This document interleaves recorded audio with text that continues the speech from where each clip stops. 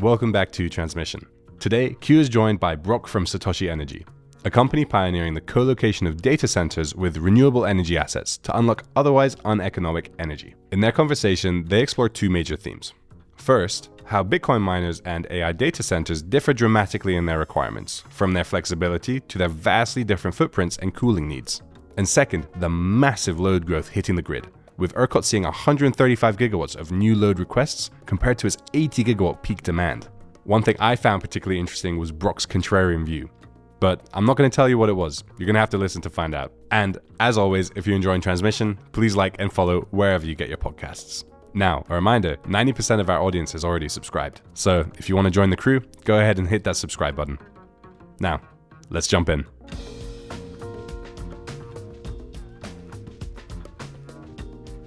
Brock, welcome to the podcast. Yeah, awesome. Thanks for having me. Super excited to be part of the conversation. All right, let's jump into Bitcoin miners and what their power profile looks like. And if you can set the scene, when you started Satoshi Energy, so 6 years ago, 2019, what was the landscape for Bitcoin miners then? Yeah, so this is actually super interesting. So we started the company Satoshi really as Bitcoin mining was going from a hobbyist scale. So that's, I have a mining machine in my basement, and the returns were at a level to where you could be on a retail electricity rate and still be making money. I remember people having miners in their sheds, making a lot of noise. Yep. And miners in their sheds. Of course, you can't do that these days. No, that energy, I think there's like one misnomer, and we'll kind of dive into this, is right now, if you look at what the revenue for a miner is, it's in the kind of $135 a megawatt hour. So really, you need to have pretty cheap electricity to be making money as a miner and paying off that capex. But so back then, it was hobbyist scale. Maybe you started getting kind of like 1 to 5 megawatt. It started growing a little bit. And then really in that kind of 2019, 2020 time period is where we started seeing it go more industrial scale, which at the time, our first project was a 140 megawatt Bitcoin mine co-located with a 170 megawatt wind farm. And this energized. Wow, that's still pretty big. It was, at the time, it was massive, right? I mean, a hyperscale data center, so like a Google data center at that time, wouldn't even be 100 megawatts. So to do a 100 megawatt load was huge, and really kind of showed that, Bitcoin mining very quickly went from the hobby scale to the more industrial scale. And where was that project? That project was in West Texas, so a little bit south of Midland. Okay. And that was... Did it get built? It was built. So it energized in 2022 and has been operating ever since. So Awesome. Congrats. Yeah. So the fascinating thing about that project, it has a lot of history to it. So it originally was an Enron wind farm. So one of the first wind farms with land royalties in the state of Texas. It was also on a piece of land, if you go back even further, it was like where some of the original shale was found in that region of Texas. So you had this land was some of the first oil and natural gas, one of the first wind farms, and then kind of this first co-located Bitcoin mine. And really the key kind of insight for us coming from the, clean energy space, renewable energy space, is you have wind, solar assets that are dealing, so in California, it's mainly solar dealing with, the duck curve and negative prices in the middle of the day. For Texas, where we just built more wind, you have also negative pricing, congestion, curtailment issues, also basis. So we were able to come in and create this win-win opportunity by having the data center take on some of that otherwise uneconomic energy and provide more economic uplift for the wind asset. And this was actually a recently repowered wind asset. So they were still able to keep their production tax credits, keep their RECs, and then have this data center come in and create accretive revenue on a nodal basis for the wind farm. So just to clarify this, so there's how many turbines is that? So the number of turbines on that project, repowered in 2019, they were all about a little over a megawatt wind turbine. So it was like, right around 110, 112. 110 turbines, 112 turbines. So this is a big project. Yeah, and then what you're saying is that by putting a Bitcoin miner on that site or next to that site, it added additional value to that wind project. Yes. So this is where we kind of get into the insight that we had. And this is one of my favorite things about our job, just from a creativity standpoint, is by doing this in the way that we do it, we actually have net metering, meaning the wind power that's produced and consumed by the data center, that never hits the ERCOT pulled settlement meter, what it's called. But think of it as like the meter to the market. So because it's being net metered behind that, we effectively get to create our own energy market. And ERCOT allows the rules to where we can do that any way that we can imagine. Generally, for a lot of our projects, the wind asset or solar asset has VPPA or hedge already on it. So because of that, it kind of limits some of our creativity, but we're our own little mini market behind the meter between the buyer, the Bitcoin miner, and the seller, the energy company or the wind asset, solar asset owner. Generally, what we've seen to work the best for both sides has been a floor price PPA concept. So let's say the nodal price, you set that floor price at $10 a megawatt hour. So the nodal price goes to -20. Well, that never hit the market. So we're going to clear it at $10. That gives that nodal uplift to the wind farm. And then whenever it's above that, the data center is going to pay whatever the nodal price is, which a load in ERCOT normally pays the load zone price. So we focus on finding the lowest price nodes in Texas. And then we try to set that floor price to create a win-win for both sides, to where the data center is paying slightly less for their electricity, the wind asset's getting paid more, or solar asset. And then also the data center gets out of it the speed to market. So there's an existing project substation that they get a leverage to actually connect. So instead of having to connect at 345 kV, they're connecting at 34.5 kV on the low voltage side of the project substation. So their speed to market's quicker, their energy cost is quicker. So we really create these nice win-win scenarios. Okay, let's just take stock. What's that project called again? Sorry? That project's Stargazer is the data center name. Stargazer. Yeah. It is a beautiful part of the world. I mean, if you ever get a chance to go to West Texas at night and look up, it is just breathtaking. It is. Went with my family to Big Bend a few months ago, and it was just one of the most magical moments. But so Stargazer, the project, when 100 megawatt. I noticed that you're mentioning data centers, and we're talking about Bitcoin miners in the same kind of Venn diagram circle here. So how big is 100 meg Bitcoin miner? If you looked at a picture of one, how big is one of these things? Most of the audience on here is, understands energy storage development really well. Bitcoin miners have a super similar footprint to what a battery project would. So you're looking at about 10 megawatts of Bitcoin mining for every acre that you're building. So that 140 megawatt project's about 14 acres. I mean, we have some auxiliary buildings, et cetera. It's closer to 20 acres, but it's a pretty tight footprint. Two quick things to kind of go back on. Stargazer is actually a type of fish. So So again, starting off in the Bitcoin side is Bitcoin miners, kind of back to my point earlier, when your revenue is $135 a megawatt hour, you're, shaving off the top, 5% of hours aren't profitable for you to be pulling energy because the energy is too expensive.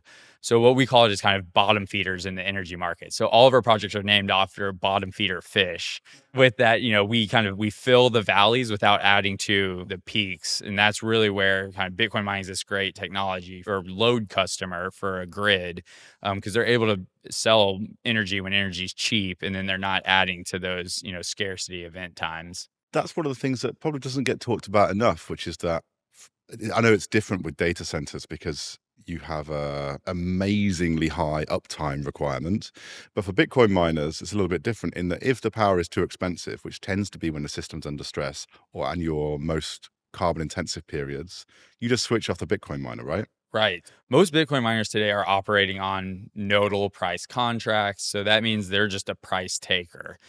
They do that, one, because that's, their hedge is effectively their ability to shut down. So if you have that ability on, in a 5-minute notice to be able to ramp from 140 megawatts to 0, that is your hedge. You aren't having to hedge and then sell back into the market or make day ahead decisions. You're able just to leverage your own flexibility. Well, what are the ramping characteristics then for a Bitcoin miner? And is it a square wave? Because, you've got 5 minutes notice. You've got a lot of power there, 140 meg of demand that you're going to switch off in 5 minutes. Thinking about spinning plants or anything thermal, that's quite a tricky thing to do. I know peaking plant can turn on and off very quickly, but can you just talk about ramp rates for Bitcoin miners? Yeah. So the ramping profile of one of these assets looks a lot different than a traditional data center. And really, one of these Bitcoin mines, at the end of the day, I've been using the two terms interchangeably because a Bitcoin mine is a data center. It's just with less redundancy, less resiliency, and we'll get into some more of those differences as we go into the AI. But at the end of the day, it's a bunch of power electronics. So shutting off those servers, yeah, you want to shut them down, softly so that there's not a hard stop, but you can do that in seconds. And then you'll have some thermal soak back, which, to give you kind of former lives, I've been in power electronics. So that's if you shut something off and the fan also shuts off, you'll actually see a temperature rise, and that's your soak back before it starts falling. So you'll want to do things like keep those fans running for a little bit longer so that you don't have thermal or temperature kind of shocks to the system. But you can shut down in kind of grid in power electronics terms, it's a very long time, but in grid infrastructure, doing things in under 5 minutes is very quick. So they're able to kind of ramp up and down quickly. This also creates things that we have to work with, ERCOT and others on, because in the same way that you don't want, 140 megawatts to go from zero, or 140 megawatts to zero, or zero to 140 megawatts. So we're starting to work on some of those ramp requirements, but the system itself can ramp up and down very quickly. Okay, so it's more the ERCOT's problem of managing the system, where you want to introduce some ramp rates, but the system itself, no issue there, turning on and off within minutes. Yes. Okay, so then let's continue on your story then. So you built this Stargazer site, which is, for a first site, is very large. Yeah. And that was 6 years ago. Then what happened? It's been super fun, building the company. So we, really at the end of the day, we're the leading data center developer of co-located assets. So our, niche in the world has been doing everything where we partner with IPPs to create these projects. So we have almost 500 megawatts of data centers that we've developed that are online and constructed and operating. We have another 700 megawatts that are going to be starting construction here pretty soon. And then a little over a couple gigawatts of just earlier stage development assets. I will say the best way to think about our company is, the data center term for it is powered land. But what we're doing is the way to think about us, I think, for your audience, is we look very similar to a greenfield battery developer, a greenfield solar developer, where we come in, we do, the entitlements, land, we get, go through the load interconnection process, which looks a lot like, the generation interconnection process. And then once we get that project to, notice to proceed, construction ready, that's when we kind of flip out of the project and bring in that data center company who ultimately builds, owns, and operates it. But because we create these very unique energy contract structures, we are the broker for those energy contracts, and then stay in kind of, as I was talking about, some of our software earlier. So that's how we maintain the relationship with the project. So it's not a true pure play developer where we just flip out. We actually maintain kind of continuation in the project, but we are that kind of greenfield developer that is kind of, our niche is this co-located world. So these projects are your babies and you're not giving them up, basically. No. So, all right. So tell me about the evolution of your business model from Bitcoin miners to, I know data centers is part of the same thing, but particularly for AI applications. What's happening in the market, and can you talk about the difference in scale there? Yeah, and I think too, it's helpful to kind of go through like what are just some of the differences, because that's really the thing that we've been on the forefront of. Is you have Bitcoin mines that are flexible, 95% uptime is acceptable for them, versus traditional data centers and a lot of these AI data centers, they're looking at, 5 nines of reliability or 6 nines, where it's, they want to be up 99.9999% of the time. So wow. And what is that in practice? How many minutes a year is that? Oh, it's not minutes. It's seconds. Wow. And really what they're looking at is, at the end of the day, you kind of have to think, what is your user, right? So on Bitcoin mining, a new block is added to the blockchain. Just think of it like you have a big Excel sheet, and every 10 minutes, a new row is added to that Excel sheet that says, hey, where did money move?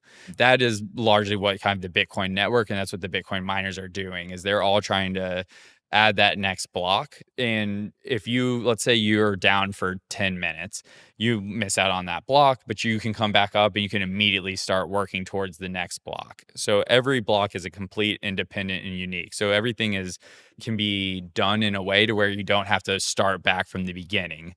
If you are, let's say that you're from another kind of just perspective, you're a cloud, provider, and you are, helping run Google Maps. You don't want Google Maps in New York City to go down. Otherwise, everyone's just going to be walking, have no idea where to go, where to get on the train, etc. It's hard enough getting around the city with Google Maps. That's true. Let alone without it. Yeah. Okay. Yeah, we've all lost that part of our brain to be able to look at a physical map. So that's an example of a compute load that needs that kind of high uptime. Really, AI falls a little bit kind of in between, because generally that's also a compute process that's parallelized. It can withstand a little bit more up and down, but their revenue is such that you don't really want to be down, because their revenue per megawatt hours, is in the thousands of dollars. So they're going to build. Wow, is it? Yeah. So they're going to build infrastructure to like, whether that's, diesel backup generators, where if something happens with your grid connection, you'll fall back to a UPS that will then take you to your diesel generators, to, your cooling system is going to be built with redundancy. Your electrical feeds are built with redundancy. It's just so much money goes into redundancy, and it's almost like the grid, right? When we do or work with the transmission system provider to do load studies for one of our projects, they're looking at N-1, N-2, N-1, all these contingency scenario planning to make sure the grid can keep the load online. That's what you're doing when you're designing a traditional data center. So there are two very different designs, but at the end of the day, from like your original question was a scale perspective. What we've done with Bitcoin mining, which, everything we've done there has been between 100 and 250 megawatts. Now the smallest AI project we're working on right now is 400 megawatts. And it is mind-boggling large, right? Like in my, 15-year career in renewable energy industry, it's been a flat load growth. We've never seen load growth in the way that we have. And I think, right now, in ERCOT, for example, we have over 135 gigawatts of load being requested, which, to put that in perspective, ERCOT's peak is about 80 gigawatts. So you have more than ERCOT's peak is right now in that interconnection queue. For data centers. For data centers. Wow. So yeah, we should probably that is huge. It is.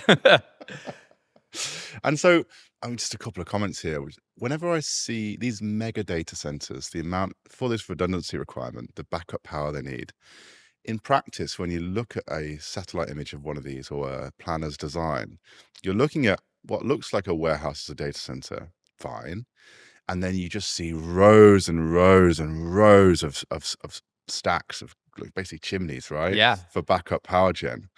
And it really is quite an assault on the senses to look at it and realize how much power generation these things need locally. And then thankfully or hopefully, they will hardly ever run those units. Right. There's a lot of paradigm shifts happening right now in, I think, the traditional data center world, which again, I kind of came out of that, early in my career, doing energy efficiency in data centers.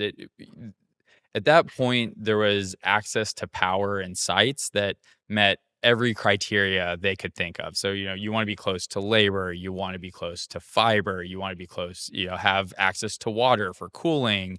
You want to, they're water cooled. Yeah, generally they are. For redundancy and like those generators, you need air permits to be able to run all those diesel generators if you ever need to. So they were able to kind of have their pick of sites, and you saw concentrations in certain areas because that labor force is so important.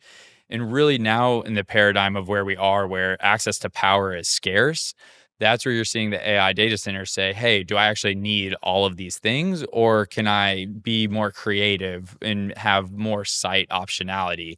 So that's been the exciting part, is instead of thinking of your backup as something I actually never want to run, and as sort of like the once a year I test it, now it's kind of like, okay, maybe I can get online quicker if, a couple hours a year, like I remove my load from the grid when there's a scarcity event. And like for me to do that, I'm going to run my backup and I have, again, this massive amount of power that never gets used. So I think that's one of the exciting things that we're doing right now is actually looking at what are creative ways to leverage all of this infrastructure that's being built, not as just backup, but is also kind of, can I run it at strategic times to help the grid? And maybe it's I can get online quicker. Maybe it's I can reduce some of my energy cost. Maybe I can participate in some of the same, ancillary programs that batteries are participating in. So I think we're going to see continued evolution of the thinking there. And I think right now the forcing function is that access to power, which is the scarce thing in the market. Yeah.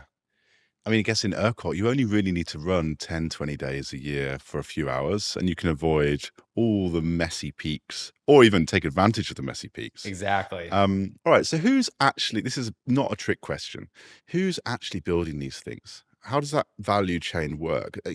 Everybody knows that Google and Meta and OpenAI and whatever are building, in quotes, data centers. But is it actually, a team at AWS or Google out there building a data center, or is there an intermediary that owns the data center and then they rent it, a bit like AWS? Or do you find actually that you hear about Meta signing big private wire deals and Microsoft signing private wire deals? Is that because they're actually now becoming asset owners? They're entering the hard asset space. All the above is the short answer. So and then to be honest, that's how these companies have always operated. Is Meta might have a few large, very efficient data centers that they own and operate and run for special use cases.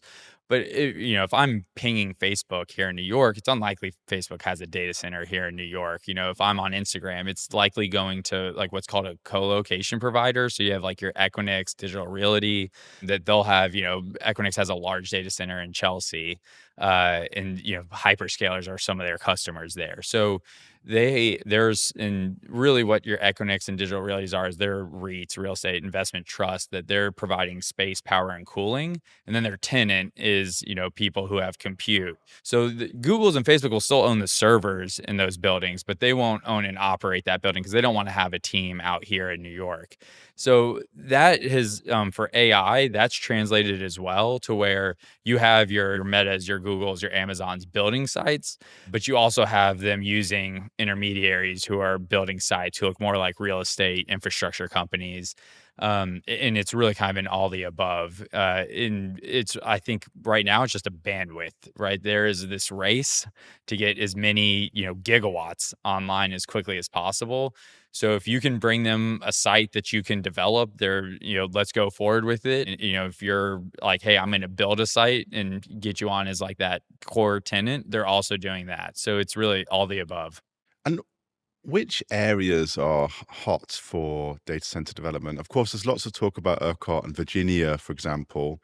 What do certain regions, what's so special about Virginia, for example? What's so special about Virginia? No, I love Virginia. Don't get me wrong. It's a gorgeous place. But what's so special about building data centers in Virginia? Yeah, so it literally was just a concentration of talent and fiber. So really where you've seen the historical hotspots, so whether it's been, around Minneapolis, Virginia's always been the bedrock, San Francisco, Bay Area. It really was kind of fiber plus cost of electricity plus, where the labor force was. Because these, again, kind of back to a Bitcoin mine employs a very small number of people and takes up a very small footprint, that 10 megawatts for every acre. An AI data center is closer to 1-to-1. So it's going to be an acre for every megawatt. So if you're working on a 400 megawatt site, it's 400 acres of land that you're consuming. Wow. So it's 10 times bigger in footprint than a Bitcoin mine or a battery. Yes. Okay. So they're massive. So that labor force matters. I think, again, where you've seen things move is access to power is king right now. So if it's, hey, maybe I don't have the best fiber there, maybe I don't have the best workforce. It's okay if you don't want to have not everything, but like one or two things. Like it's shown that the data center owner operators are willing to figure out a couple things. So what we've seen is super interesting. So about a year and a half ago, most of our original sites were in West Texas. That's just where the best wind resource is. And you kind of mentioned how beautiful it is out there with the stars. It's actually super. I mean, it used to be the seabed floor, and you have all these plateaus, and you have all the wind turbines are on top of those plateaus because they get you up an extra 300 feet. So it's actually super cool to go look at. Excellent for dinosaur bones as well. Exactly. You're into dinosaur bones or a place that looks like Mars. Yeah, That's your place. It is. So on those plateaus now we have these large data center campuses that are going up as well. But really, Oracle was kind of the first one with this, Stargate project that Trump announced. Like that is all happening around Abilene. So you've seen now it's like Abilene's kind of like another new hotbed. If once one company plants a flag, you just see a bunch of others come fill in because they're like, okay, the fiber's coming, the workforce is coming, just takes that one company. So we saw a year and a half ago where an Abilene project did not look super attractive to today, every Abilene project you can get your hands on, the AI data centers are willing to kind of come in and build them out. And what's the time to build look like for one of these data centers? I know Elon famously, I can't remember the time, he did the battery in 100 days, right? And they did that huge XAI project in something like 45 days, right? Right. Which was huge. How fast can you build these things if you're not Elon Musk? So even if you're not Elon, it is surprisingly fast. So especially for the projects that we bring to market and we develop, because the substation's already there, now all I have to do is the medium voltage work and down. So the quickest project that we've worked on from breaking ground to energization was about 9 months. And then they ramped basically from 0 to 200 megawatts in about a month. So it is wild how fast these are moving. It's not the 100 days, but still for 9 months to be able to energize 200 megawatts of infrastructure, people are definitely motivated in figuring out how to move quickly. 0 to 200 megawatts of complicated data infrastructure, of complicated computational infrastructure. Mm-hmm. Online. It's just incredible, isn't it? It is. We should start a cable company. We should. That's what my brother-in-law actually works at a company that they sell metal enclosures for electrical, gear, and they're absolutely killing it. They're gonna right have a now. good Christmas party.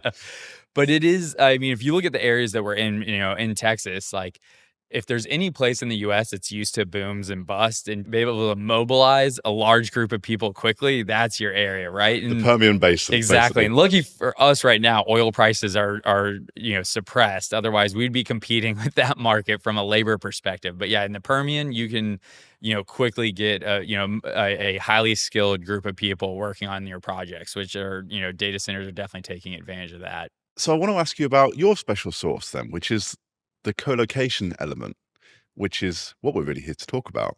Data centers co-located with generation. How does the Excel spreadsheet work? Yeah. So it's surprisingly obvious. It is, as I think most things, the idea is easy. The execution's the hard part. So from, the spreadsheet, I kind of mentioned it earlier, but you have, again, wind farms, either whether it's curtailment, congestion basis. Is this existing wind farms? I think That is every project that we've energized so far has been with existing generation assets. And this is actually one thing that's not super intuitive, but the way that we structure our deals, they work whether there's an existing PPA on a project or not, because we can set that behind the meter where we're making our own energy market. We can price that data in a way to allow it to work with an existing contract. So we don't generally work on merchant assets, actually. We actually work on already contracted assets. Just to reiterate, if I think I understand you, what you're saying is that for wind farms that are already existing and have already got a buyer of all their power, so all the power they generate, or most of the power, they've already got a PPA with someone who's buying it. Correct. And you can come in alongside that, even though there's an existing buyer, and then what? Yeah, so this is you get to have your cake and eat it too.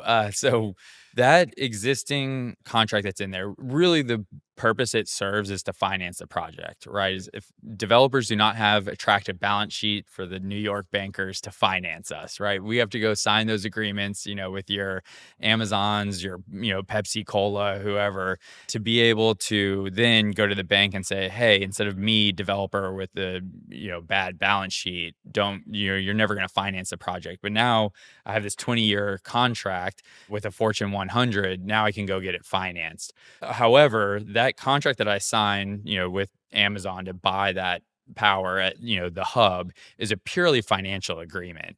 So it has nothing to do with the actual power. And a lot of times those PPAs it's not even an as-gen PPA. There's like a anemometer that's reading the wind speed. And based on that, I now have to sell a certain amount of electricity as the wind farm to that entity. So it is a purely financial, like out of the actual energy market, the real-time energy market transaction. So what we're able to come into is structure the contract between the data center and, let's in this case a wind farm.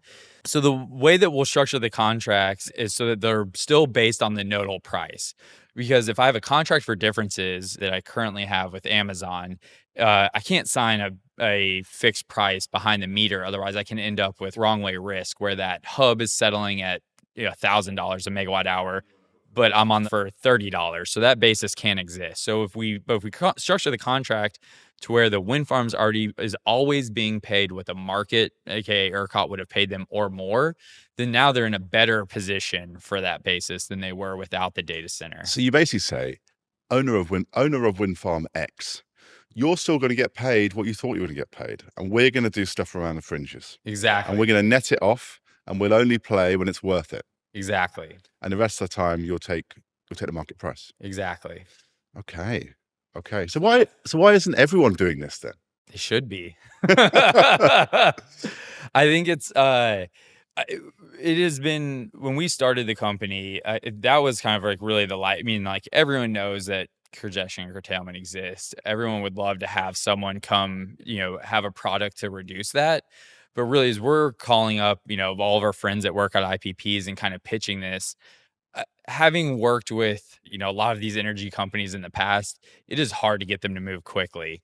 It was amazing to see. Is like, oh, here's like, this project is now on this person. We want to move forward. So like that part of the project is not the hard part. So again, it's the execution piece is the hard part. So how do you thread the needle to where you can sell that bilateral electricity that's behind the meter? Again, so we're making our own little energy market, but the wind asset, solar asset, they want to keep their exempt wholesale generator status. So we have to structure this in a way to where we're not impacting that and putting more regulatory burden on them.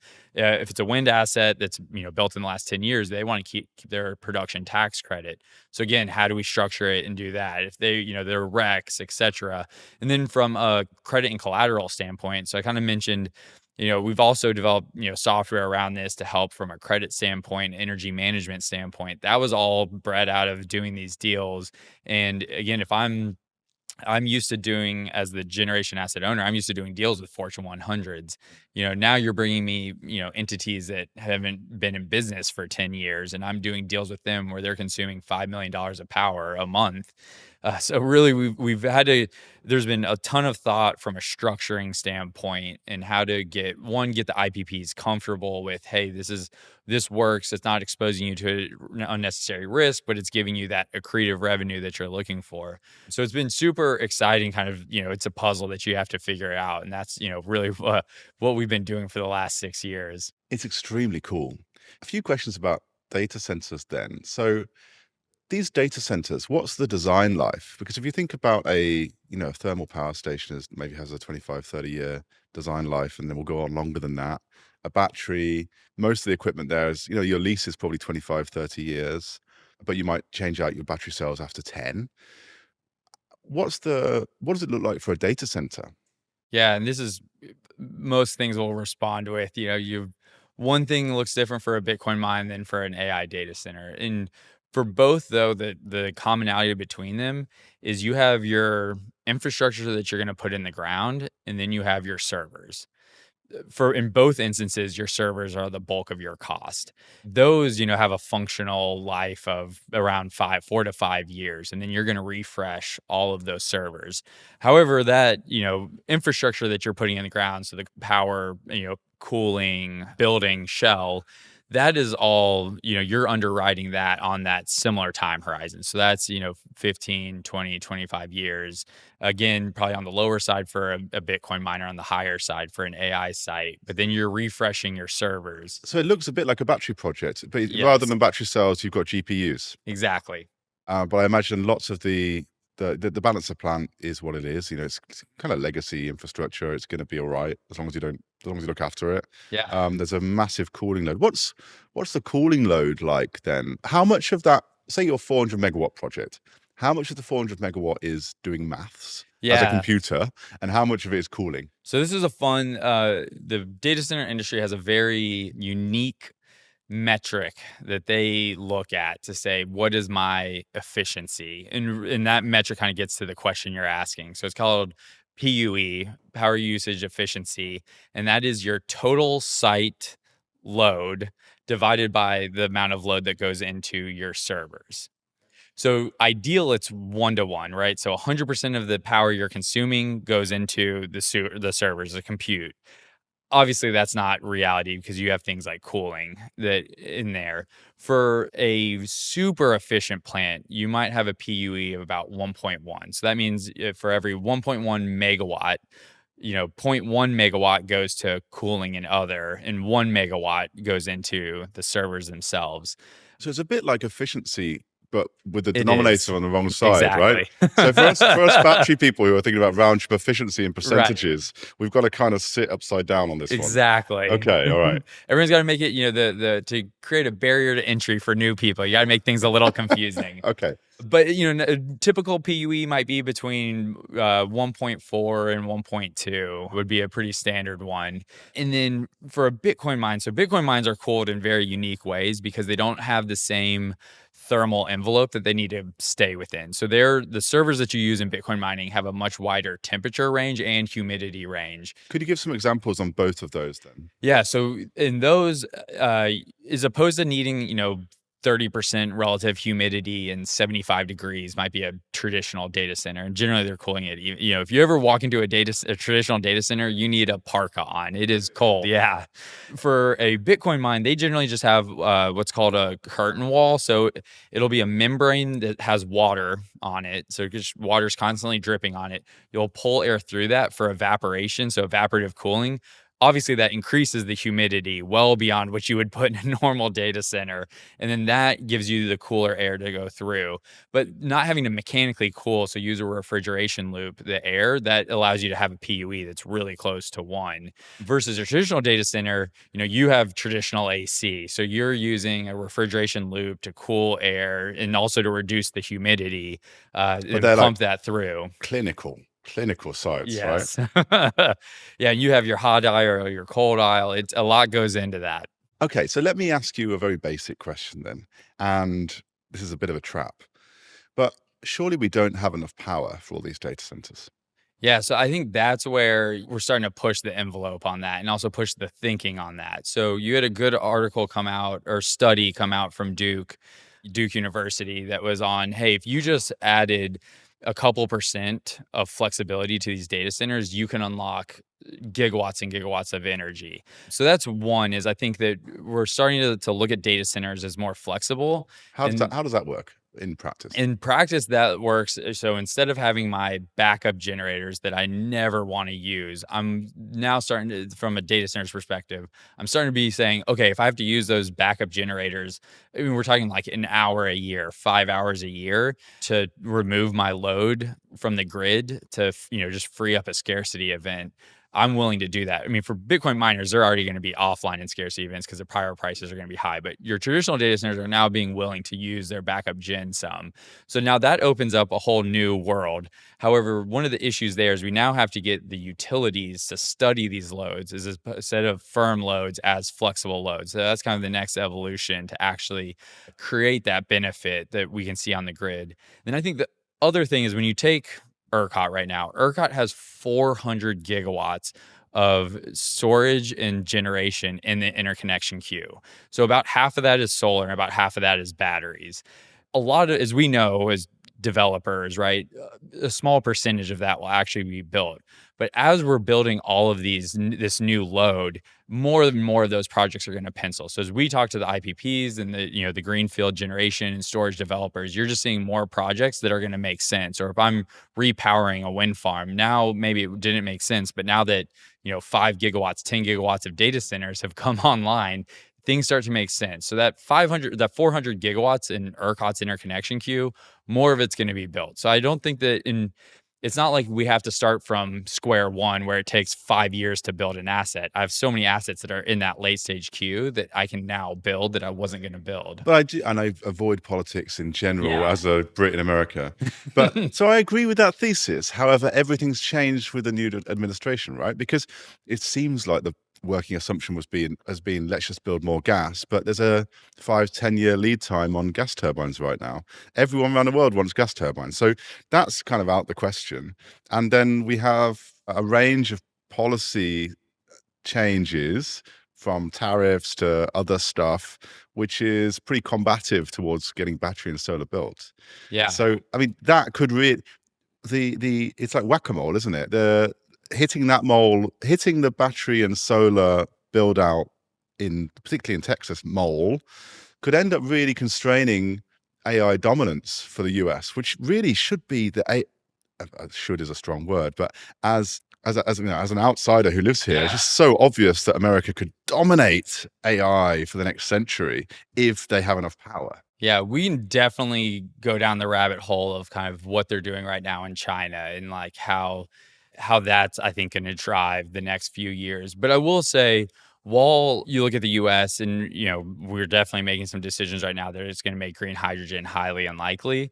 I think at the end of the day, what it's going to do to your energy is just going to make energy more expensive. So I don't think that your Googles of the world, your Amazons of the world, if energy prices go up by 10%, they're not going to not build an AI data center in Texas. So yes, I think we're going to see we are going to see the cost of these projects, so the wind solar projects rise as we have the phase out maybe quicker than we were expecting of the ITC and PTC. But those projects are going to be built. The data centers are going to be built.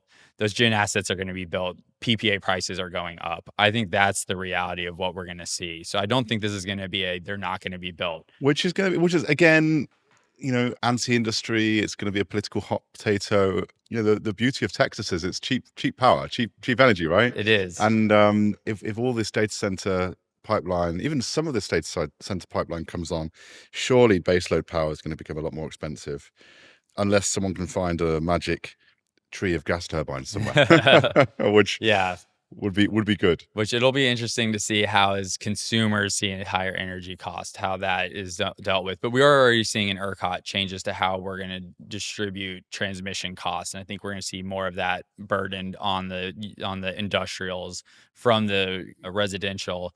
And we'll see kind of as residential energy prices rise, as you have the PTC, ITC fall off, we're also probably going to see some political turmoil there. So I do think it'll be interesting to see how it all plays out. But I do wind, solar, batteries at our price point right now, they're going to be built regardless. It's just how expensive are the energy costs, and then what does that do politically for people? I mean, if I was in the White House, I'm of course not allowed there because I'm not an American citizen. But I think on a high level, I would accept that the US has lost the race for battery cells and PV. Yes. And say the competition that we can win is in AI dominance. Yes. And you only have to look at DeepSeek and how fast China's moving on that. America can win that, but they can't win that at the same time as trying to win the war on PV, which has already been lost, and other technologies. Yeah, focus is key. And I think focusing on where the puck is going makes all the sense in the world. I mean, China last year put on 400 gigawatts of new generation capacity, right? To put that in perspective, we're at about 1,200 gigawatts total in the US. So about a third of the US generation capacity China built in 1 year. So it is a very much it is incredible. So anything that we can do to incentivize more generation here and more of these projects here is going to go a long way. Otherwise, you are going to see this go to, places like China. Interesting. So rather than talking like old men in the pub complaining about things, what about actual solutions? So you're very active in ERCOT, so let's focus on that, but we can talk about any region. What regulatory changes do you want that are going to open the door for not just battery and generation, but also load at the same time? Yeah, so I think right now we're still working with general protocols. So that's your, what ISO you're in, kind of their operating rules. Right now, the operating rules are still stuck in the past where it took, 10 years to build the coal and natural gas plant. It took 10 years to build a new factory. It's just the new reality is data centers take a year. Wind, solar, batteries take a year. We need protocols that allow us to take advantage of that. So one I already touched on was how do you study loads? More similar to how we study generation. So with generation, if I'm a developer and I'm going to build an asset, I accept that there could be some amount of curtailment. So I do my studies, my forecasting, my projections, trying to select locations where I can finance it and I understand those risks. So I think obviously you want to have certain loads that are critical. You don't want your data center, you don't want your hospital on a load schedule that can allow them to be shut off. But maybe if I'm one of these AI data centers and I have that backup, I can be studied in a different way that's more similar to, hey, if there's a grid issue or a grid constraint, the same way that we can ramp down generation, well, we can ramp down these loads. So I think taking advantage of that in a way makes a ton of sense. Also, just from a metering standpoint, right now in ERCOT, it is a nightmare to have a battery, a solar asset, and a load all behind the same meter. You end up losing the storage asset will lose it exempt wholesale generator status, or excuse me, is exempt wholesale storage load. So it costs you more to charge your battery. You pay twice, basically. Yeah, exactly. And then it's a nightmare. And that is not, there's no technology needs to be invented there. We just, we just need to change the metering protocols. So I think there's a lot of ways that industry can collaborate right now to create solutions that aren't, I don't need to go do hard sciences. I just need to go convince ERCOT to do things a little bit different, and it will have a huge impact on reliability, on cost, on how we're utilizing infrastructure in a smarter way. So yeah, there's a lot that can be done there. All right. Now on to the last two questions. So firstly, anything that you want to plug for our listeners? Yeah, so I think two things. One, just because it's a generally more storage audience, I think that we've kind of come up with a few creative structures to do our deals also with batteries. So if anyone's out there, please, feel free to reach out, Brock at satoshienergy.com. And I think that we can do some pretty interesting things with batteries in these large data centers and really create win-win scenarios in the same way that we have with solar and wind assets. And then the other thing is that, I kind of touched a little bit, most of what we've done to date has been that kind of greenfield load developer, but also that software solution. So also, love to kind of be able to roll that out in more different use cases where we really understand, energy management and your energy bills in a very direct way, and that kind of bringing that transparency to both the energy bill, but then also the settlement. So those are kind of two things that, I would love to hear from the audience. All right. So if you want to hear from Brock, you can find him on various social media channels, but you can also check out Satoshi Energy, and we're going to put a link in the show notes. Go and do that. And now my favorite question. And if you're a Bitcoiner, you must have loads of these. By being a Bitcoiner, you are contrarian in some way. But what's your contrarian view? Yeah, the contrarianism's definitely, there's no void of that in the Bitcoin community. I think one will be interesting for your audience is I think that there's the potential and likely outcome that loads are going to provide more demand response than batteries are in the coming years. I think that with where protocols are going, with where loads are becoming more creative with how they operate, that we're seeing massive amounts of battery adoption on the grid. Texas is pretty close to surpassing California in terms of total adoption. But the amount of gigawatts that we're putting on right now of flexible data center load, and that load can easily ramp down. As we kind of talked about earlier, it can ramp down very quickly. And if you add some amount of, UPS to it, it can act, very similar to a battery. Obviously, all we can do is ramp down. We can't also push energy back to the grid.